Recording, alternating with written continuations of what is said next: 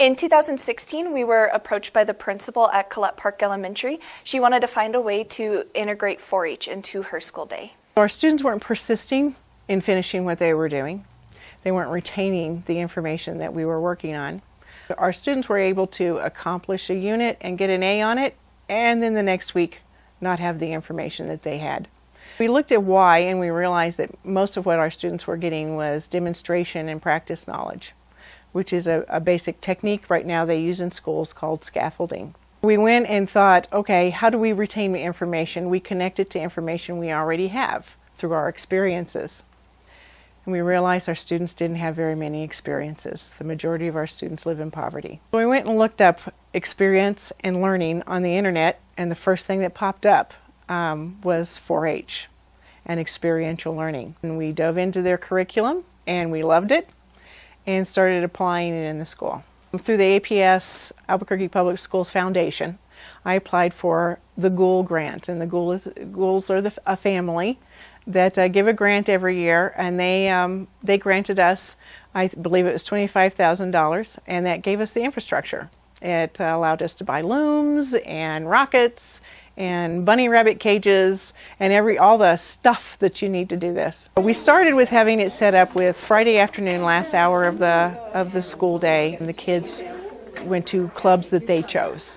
So right now that's what the kids are doing in the classrooms, is they've all chosen the club that is sponsored by teachers and volunteers. They go and have a regular 4-H meeting. They do their beginning with their pledge and the business meeting, and then they go into their club crafts or science projects or whatever it is that they have chosen to do.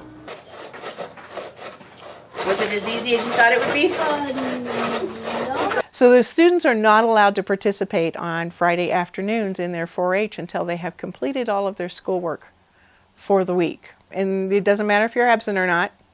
It's still your schoolwork for the week. If you go through the classrooms right now when we have 4-H going, you'll find kids in the back of the classroom hurriedly trying to complete their work, because you don't get the prize if you don't do the work. The classrooms now have kits in the classrooms, so during the school day, during the school week, the teachers are using 4-H curriculum and materials that they have chosen for their class. And so the classes are also doing 4-H inside their school day. 4-H curriculum is very experiential, so kind of it's flipped teaching around for me.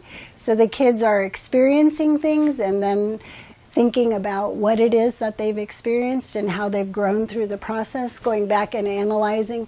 So it's putting a lot more deeper thinking, higher order thinking into my students' academics.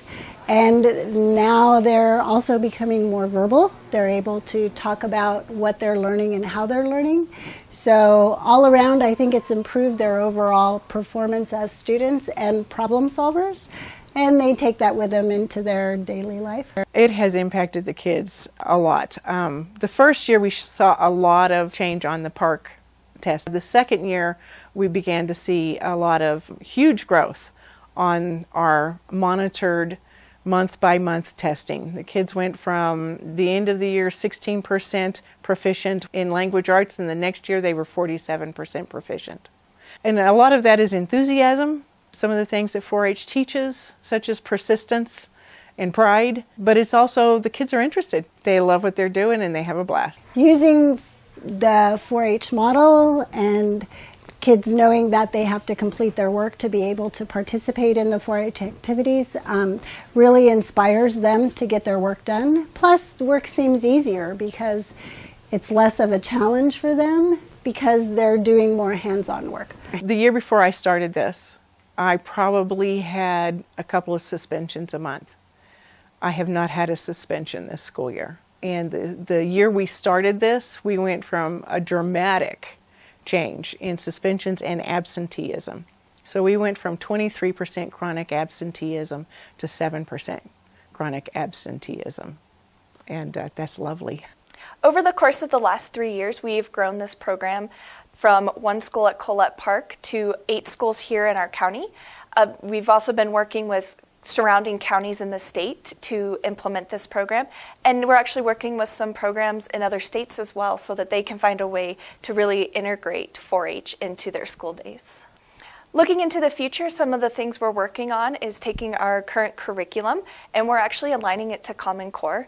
That way our teachers can pick that curriculum up every day and be able to teach straight from our curriculum.